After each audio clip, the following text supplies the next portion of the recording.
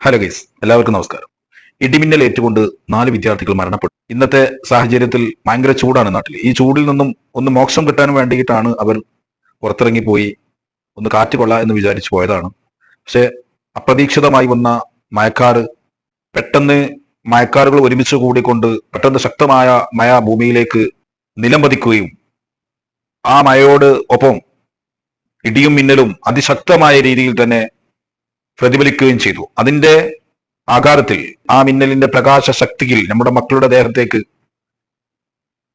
ഇടിമിന്നൽ പതിക്കുകയും പെട്ടെന്ന് അവർ മരണപ്പെടുകയും ആ മക്കളുടെ കുടുംബത്തിന് മരണത്തിന്റെ സങ്കടം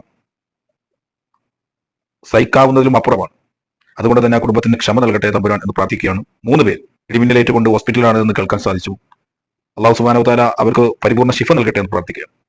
എന്റെ മക്കളോട് പറയാനുള്ളത്, നിങ്ങൾ രാത്രി കാലങ്ങളിലൊക്കെ ഇപ്പൊ ചായ കുടിക്കാൻ എന്ന് പറഞ്ഞിട്ടും കാറ്റ് കൊള്ളാനെന്നൊക്കെ പറഞ്ഞു പോകുന്നവർ ശ്രദ്ധിക്കേണ്ട കാര്യം എന്താണെന്ന് വെച്ചാൽ, ഇരുട്ടിന്റെ മറവിൽ കാർമേഘം ഒരുമിച്ച് കൂടി പെട്ടെന്ന് വരുന്ന മഴ നമുക്ക് കാണാൻ സാധിക്കില്ല.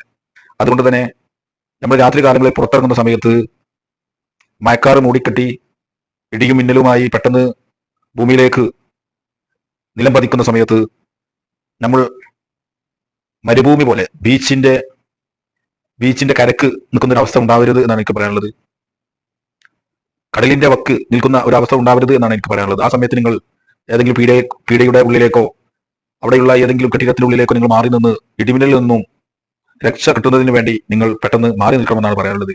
കാരണം രാത്രി മിന്നൽ വരുമ്പോഴും ഇടി വരുമ്പോഴും തുറസായ സ്ഥലത്ത് നമ്മൾ നിൽക്കുമ്പോൾ പെട്ടെന്ന് നമ്മുടെ ദേഹത്തേക്ക് അത് ഫലിക്കാൻ സാധ്യതയുണ്ട്. അതുകൊണ്ട് തന്നെ നമ്മൾ അതിൽ നിന്നൊക്കെ മാറി നിൽക്കണം. രാത്രി കാലങ്ങളിലൊക്കെ പോകുന്നവർ പ്രത്യേകം ശ്രദ്ധിക്കണം എന്നാണ് എനിക്ക് പറയാനുള്ളത്. വളരെ സങ്കടപ്പെടുത്തുന്ന വാർത്തയാണ് നമ്മുടെ നാട്ടിൽ നിന്ന് വന്നത്. ഏതായാലും മരിച്ചവരുടെ പാപങ്ങൾ തമ്പുരാൻ പുറത്തു കൊടുക്കട്ടെ എന്നാണ് പ്രാർത്ഥിക്കാനുള്ളത്. ഹോസ്പിറ്റൽ കഴിയുന്നവർക്ക് പൂർണ്ണ ശിഫ നൽകട്ടെ എന്നാണ് പ്രാർത്ഥിക്കാനുള്ളത്.